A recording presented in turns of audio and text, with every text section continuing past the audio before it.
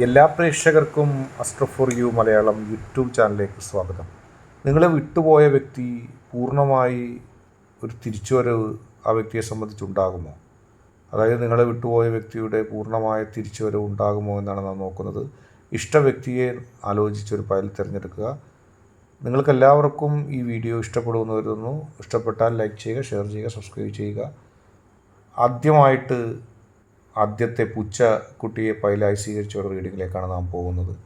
നിങ്ങളെ പൂർണ്ണമായി ഒഴിവാക്കിയിട്ടോ അല്ലെങ്കിൽ മനസ്സിൽ നിന്നും നിങ്ങളെ മായ്ച്ചു കളഞ്ഞുകൊണ്ടോ ആ വ്യക്തി കടന്നുപോയി. ആ വ്യക്തിയുടെ കടന്നുപോക്ക് നിങ്ങളെ മാനസികമായി വിഷമിപ്പിച്ചിരുന്നു.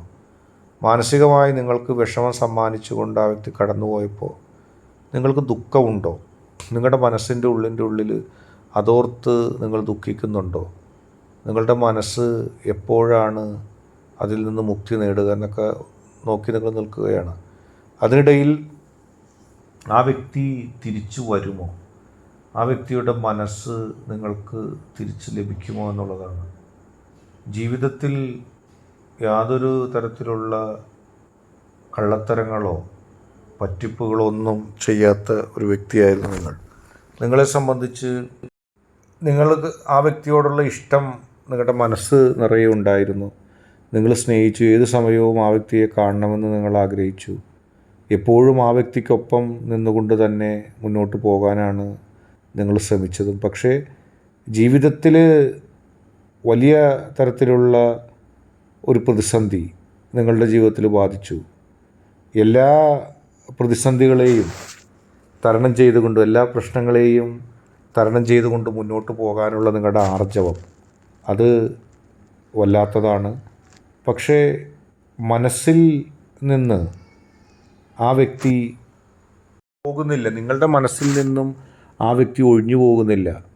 നിങ്ങളെത്രയൊക്കെ പോട്ടെ, ഞാനിനി ആ വ്യക്തിക്ക് വേണ്ടെങ്കിൽ വേണ്ട, ഇനി എനിക്കും വേണ്ട എന്ന് പറഞ്ഞ് നിങ്ങളും ഇരിക്കുമ്പോഴും നിങ്ങളുടെ മനസ്സിൽ നിന്ന് ആ വ്യക്തി പോകുന്നില്ല.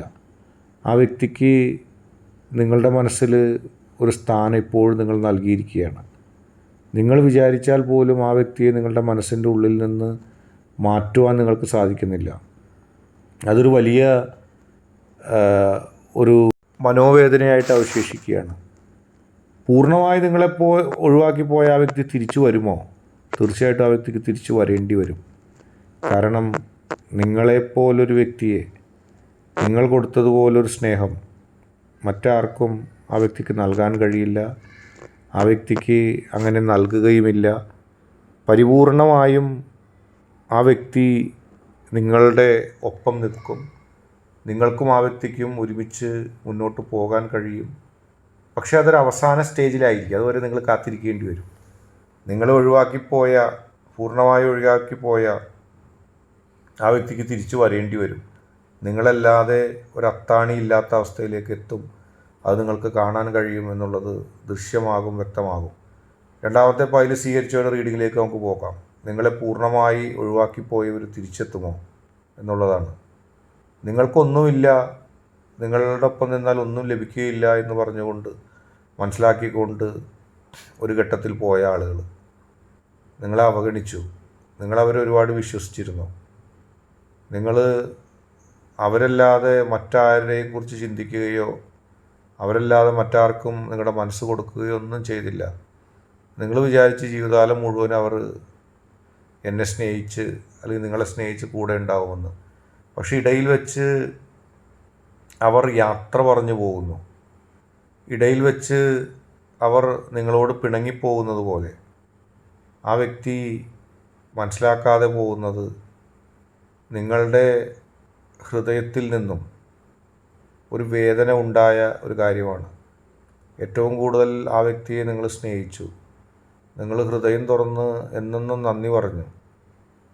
മറ്റാരും സ്നേഹിക്കാത്തത്ര ആവേശത്തിൽ, മറ്റാരും സ്നേഹിക്കാത്തത്ര ആഴത്തിൽ അവർ നിങ്ങൾ സ്നേഹിച്ചു. പക്ഷെ അവരുടെ ഭാഗത്തു നിന്ന് തിരിച്ചൊരു സ്നേഹം നിങ്ങളോട് ഉണ്ടായില്ല. നിങ്ങളെ മനസ്സിലാക്കാൻ കഴിഞ്ഞില്ല. നിങ്ങളുടെ ഉള്ളിലുള്ള വേദനകളെക്കുറിച്ച് പറയുവാനോ ചിന്തിക്കാനോ ഒന്നും അവർക്ക് കഴിഞ്ഞില്ല. അവർ വൃഥ നിങ്ങളെക്കുറിച്ച് മാത്രം ചിന്തിച്ചത് മറ്റു ചില കാര്യങ്ങളാണ്. എന്തു വന്നാലും നിങ്ങൾക്കൊരു ശക്തിയും ഉണ്ടാകില്ല, നിങ്ങൾക്ക് ആ വ്യക്തിയെ കൊണ്ടൊരു ഗുണം കിട്ടില്ല.